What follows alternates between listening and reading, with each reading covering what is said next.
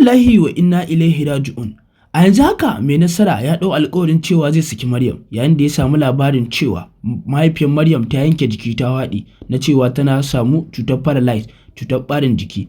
Malam ya ba mai nasara shawara akan ya saki Maryam domin a samu matsala domin mahaifiyar Maryam ta samu lafiya. Hakan nesa mai nasara ya ɗaya yana jijjita maganar malam na cewa shi fa gaskiya yana son matarsa ba lallai ya iya sakinta ba.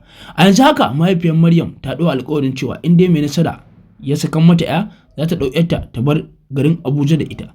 Masu sauraro barka da warhaka, barka da sake jimurin sake kasancewa da mu a cikin wannan channel ɗin tamu mai albarka.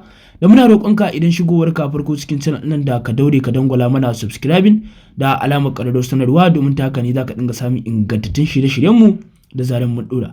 Tilkash ana wata ga wata. Tabbas malam ya yi ƙoƙari wajen gayawa mai nasara gaskiya akan irin abubuwan da suke faruwa na cewa ya yi haƙuri ya saki Maryam domin ta je ta ci gaba da rayuwarta. Malam kuma ya ƙara da cewa duk irin abubuwan da mai nasara yake so in yana so ya ga ci gaba a rayuwarsa to ya bi irin abubuwan da mahaifiyar Maryam take so.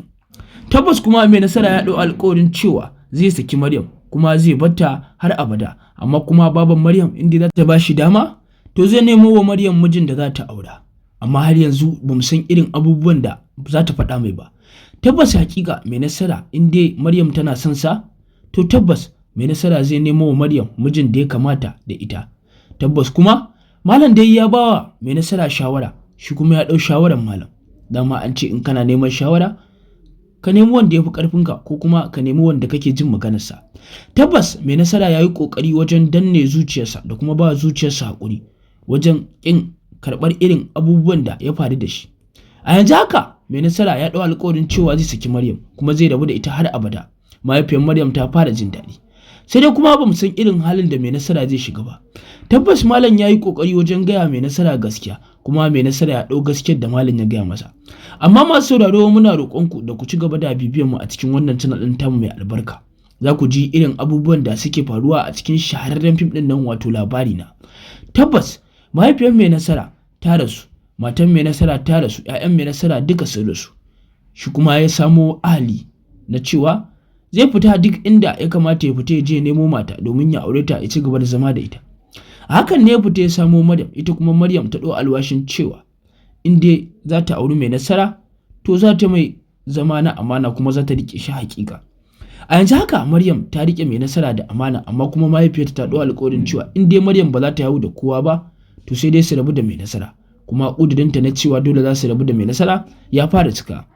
A yanzu haka mai nasara ya ce zai saki Maryam domin ta je ta nemi wanda za ta aura, amma kuma ya ɗau alƙawarin cewa in dai mahaifiyar Maryam za ta ba shi dama to zai nemo wa Maryam mijin da ya kamata ta aura. Tabbas masu sauraro kun ga irin abubuwan da suke faruwa a cikin shahararren fim ɗin nan wato labari na, kuma tabbas malam zai danne zuciyarsa kuma zai danne mai nasara domin ya ga mai nasara ya samu abubuwan da yake bukata, kuma tabbas mai nasara zai yi kokari wajen danne zuciyarsa akan irin abubuwan da suke faruwa. Tabbas masu sauraro mahaifiyar Maryam ta kwanta a gadon asibiti kuma ta samu cutar ɓarin jiki, sai dai inna lillahi wa inna ilaihi raji'un. Abubuwan da suke faruwa ne suka yi mata yawa a kanta na cewa ga kawun Maryam ya zo he takura mata yake, ga kuma irin masifar da take ciki na cewa mai nasara ba zai saki Maryam ba, amma yanzu da ya ga ta yanke jiki ta haɗi ta samu cutar ɓarin jiki shine ya haƙura ya ce zai saki Maryam, amma ta mai alƙawarin cewa za ta bar shi ya nemo wa Maryam mijin da za ta aura. Tabbas masu sauraro in mai nasara zai aure mijin da Maryam za ta aura sai dai nemo a cikin abokanansa ko kuma a je a duba a cikin abokanansa waye ke da irin jinin Maryam. Kun ga kenan za a nemo tsohuwar soyayya kuma za a da a ci gaba da soyayya ne. Amma kuma in dai Maryam za ta haihu da mai nasara tabbas sai dai a yi abu guda ɗaya. Maryam ta danne zuciyarta ta haihu da mai nasara. In dai tana so ta ci gaba da rayuwa da mai nasara, ita kuma mahaifiyarta za ta yi mata alƙawarin cewa in dai za ta haihu da mai nasara to za ta yi mata duk abubuwan da take bukata. Tabbas masu sauraro irin abubuwan da suke faruwa a cikin shahararren fim ɗin nan wato labari na kenan. Tabbas kuma mai nasara zai yi ƙoƙari wajen danne zuciyarsa akan irin abubuwan da suke faruwa. Masu sauraro ku ci gaba da bibiyan mu a cikin wannan channel ɗin tamu mai albarka. Tabbas mai nasara zai yi haƙuri ya danne zuciyarsa. Masu sauraro anan zamu dakata da muna roƙonka idan shigowar ka farko cikin channel ɗin da ka daure ka dangwala mana subscribing da alamar ƙararrawar sanarwa. Domin taka ne za ka dinga samun ingantattun shirye-shiryenmu da zaran mun ɗora. Inna lillahi wa inna ilaihi raji'un. Tabbas mai nasara zai faɗa masifa in dai ya rabu da Maryam, mahaifiyarta kuma in dai ba a saki Maryam ba za ta tashi daga rashin lafiya ba. Malam ya ba Mai Nasara shawara, za mu ga wanne ya kamata a bi. Mahaifiyar Maryam za ta haƙura Maryam ta ci